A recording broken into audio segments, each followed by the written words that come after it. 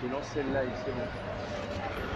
Allez, c'est parti Bonjour les amis, vous êtes avec les Gilets jaunes constituants 91, 93, 92, 93, 94 voilà, 63 et 63. 63, voilà. Clermont-Ferrand, à Chamalières, à côté de Clermont-Ferrand pour être plus précis.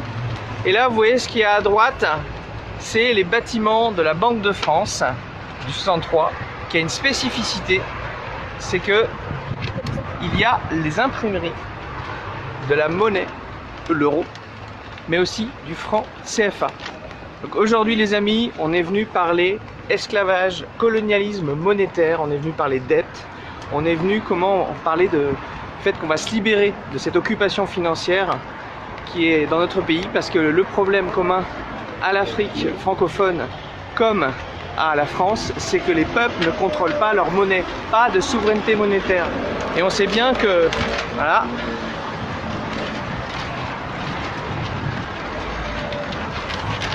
voilà. Et on sait bien que si c'est pas le peuple qui contrôle la monnaie, c'est la monnaie qui contrôle le peuple. Voilà.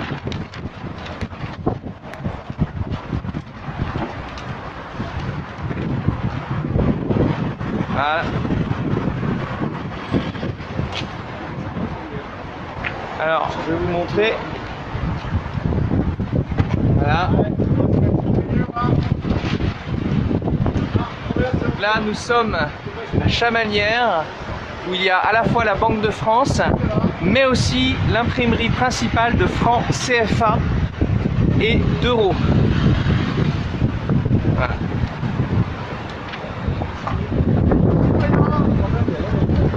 Ah, la montagne. Bienvenue. Regardez, c'est en live Facebook. On filme pas les visages, monsieur. Voilà. Et on a un collègue qui peut pas. C'est les amis de la montagne, journal local, qui est donc venu filmer notre intervention à la Banque de France. Voilà, quelques journalistes qui vont interviewer Mishka, gilet jaune constituant. Voilà. Je représente 63. Voilà. C'est ça. Voilà. Est-ce qu'on est bon avec le son? On est bon avec le son. Donc là, je vous laisse répondre peut-être aux journalistes. Et puis je vais demander à notre ami Sébastien Pérémoni. Bonjour Sébastien. Donc Sébastien Pérémoni qui tient un blog qui s'appelle afriquedufutur.com, qui est spécialiste sur les questions africaines, qui connaît beaucoup de monde en Afrique et de gens qui résistent à le fait d'empêcher ces pays-là de se développer. Et c'est pour ça qu'on est venu aujourd'hui donc à Chamalières par rapport à la question du franc CFA, parce que c'est un des éléments qui empêche le développement. Donc pour les gros dossiers, je suis venu te voir. Voilà, je suis très content d'être là avec les Gilets jaunes constituants du 93, du 92, du 91, du 63. Puisque aujourd'hui on est venu dénoncer ce qu'on appelle la servitude monétaire. Et c'est-à-dire que on va citer tout de suite Puemi, parce que le mouvement des Gilets jaunes à la base est un mouvement de contestation. Aujourd'hui, le mouvement des Gilets jaunes est devenu un mouvement d'éducation. Et donc on a beaucoup de vidéos qui circulent pour éduquer les gens sur la dette, sur la création monétaire, sur l'oligarchie, sur le pouvoir de l'argent. Et on va commencer par éduquer les gens à lire ce livre. Tshwintshang Puemi, en 1979, dénonçait déjà la servitude monétaire imposée par la France, le trésor public français, la France-Afrique, sur les 14 pays qui sont concernés par le franc CFA. Et il disait à l'époque, en 1979, que la France, notre pays, le pays des droits de l'homme, était le seul pays à avoir réussi l'exploit de maintenir sa monnaie, et rien que sa monnaie, dans des pays politiquement libres. C'est-à-dire que des pays qui s'étaient battus pour leur indépendance, qui s'étaient battus pour leur souveraineté économique, pour se développer, pour se libérer de l'héritage colonial qu'ils avaient subi, accédaient enfin à l'indépendance et voulaient une indépendance monétaire.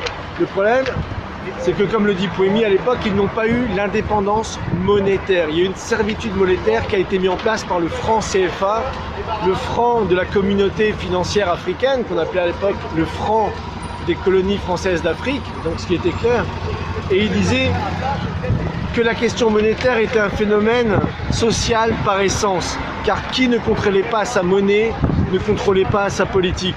Ah oui. Et ce que disait Pouémy en son temps, c'est que faute d'accorder justement à la question monétaire et à la souveraineté monétaire le droit qui lui revient, l'Afrique infligerait à ses enfants et à ceux qui n'étaient pas encore nés les pires atrocités. C'est ce qu'on voit aujourd'hui avec les pays d'Afrique de la zone francophone qui ne sont pas développés. Donc je vous invite vraiment à découvrir ce livre. Voilà, Monnaie, servitude et liberté, publié en 1979. Malheureusement, le professeur Pouémy est mort assassiné dans des conditions extrêmement troubles en 1984.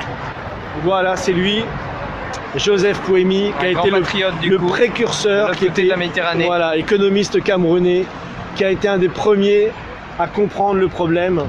Et il appelait le Fonds monétaire international le fonds de misère instantané. C'est-à-dire que tous les pays qui passaient sous les fourches codines du Fonds monétaire international étaient réduits à la misère. Donc pour ceux qui ne connaissent pas, parce qu'il faut à la fois éduquer les Africains, mais éduquer les Français qui connaissent très peu cette question du franc CFA. Tout à fait. Aujourd'hui, et donc juste, excuse-moi de t'interrompre, allez-y, je rappelle et je montre la banderole. Je reviens tout de suite. Hein. Je rappelle, voilà. Bon, la banderole là, messieurs.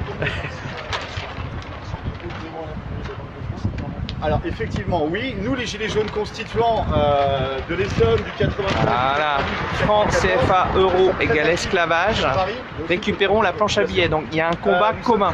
C'est exactement ce que vient d'amener donc Sébastien.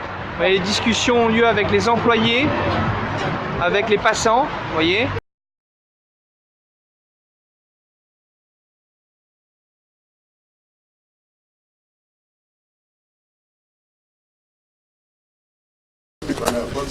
Merci, monsieur le Président. Je voulais vous dire une chose, j'ai entendu beaucoup de déclarations sur le franc CFA. Oui. Je tiens à faire cette déclaration qui est importante. Voyez-vous, je ne veux pas faire preuve de manque d'humilité, mais moi j'ai été directeur des études de la Banque centrale de l'Afrique de l'Ouest, qui émet le franc CFA. J'ai été vice-gouverneur, j'ai été gouverneur de la BCEAO, j'ai été directeur général adjoint du Fonds monétaire international. Je crois qu'il faut que ce débat cesse. Que les gens en parlent sans savoir de quoi ils parlent. Le franc CFA est notre monnaie. C'est la monnaie des pays qui l'ont librement consenti et qui l'ont mise en place de manière souveraine. Et ce, depuis l'indépendance, depuis 1960. Le franc CFA est plus ancien que l'euro. Alors, personne ne parle de l'euro. Et ceci ne semble pas poser de problème. Alors, je ne comprends pas ce faux débat sur le franc CFA. Alors, je tenais à le préciser. Le franc CFA est une monnaie solide. C'est une monnaie qui est gérée par la Banque centrale des États de l'Afrique de l'Ouest, dont j'ai été le gouverneur, dont je suis aujourd'hui gouverneur honoraire, gérée uniquement par les Africains. Et c'est une monnaie qui est en circulation, pas seulement dans les 8 États membres de l'Afrique de l'Ouest, mais dans l'ensemble de l'Afrique de l'Ouest.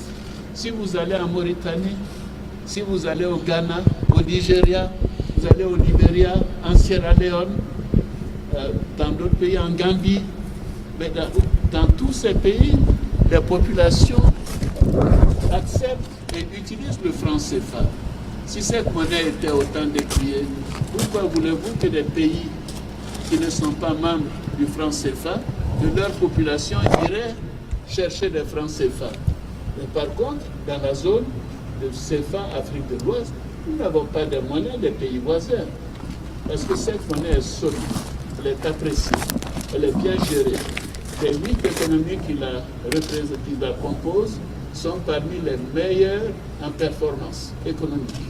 Le taux de croissance est au-delà de 6%.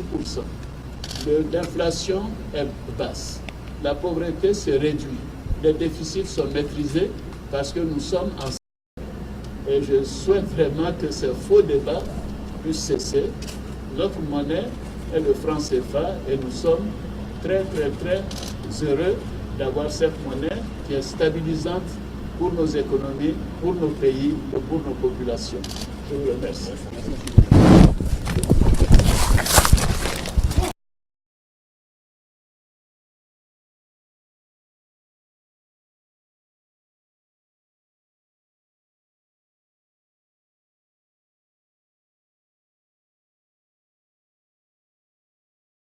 200 millions de personnes qui sont sur curatelle financière, ce qu'on appelle une curatelle financière.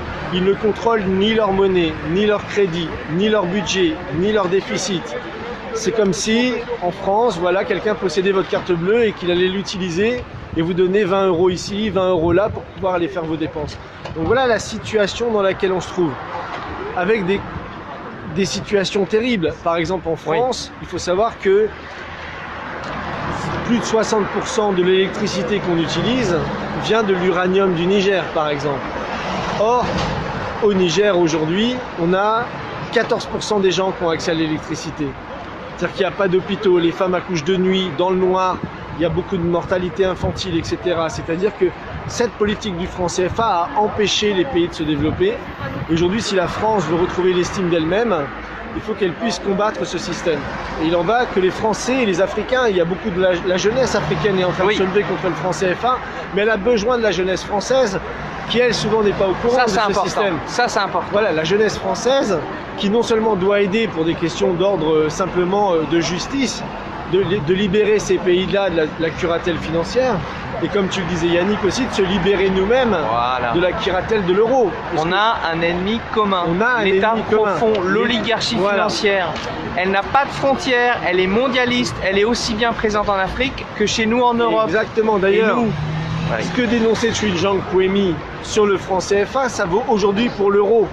Son existence à l'euro ou au franc CFA dépouille les États de leur souveraineté monétaire.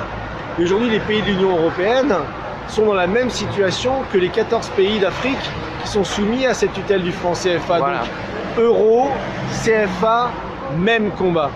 On ne peut pas opposer les uns aux autres. La supranationalité monétaire, ça a toujours été utilisé par l'oligarchie avec ce qu'on appelle des banques centrales indépendantes, mais qui sont pas indépendantes, qui sont indépendantes des peuples et des États, mais pas indépendantes de l'oligarchie financière, des marchés financiers, de JP Morgan, Goldman Sachs, etc.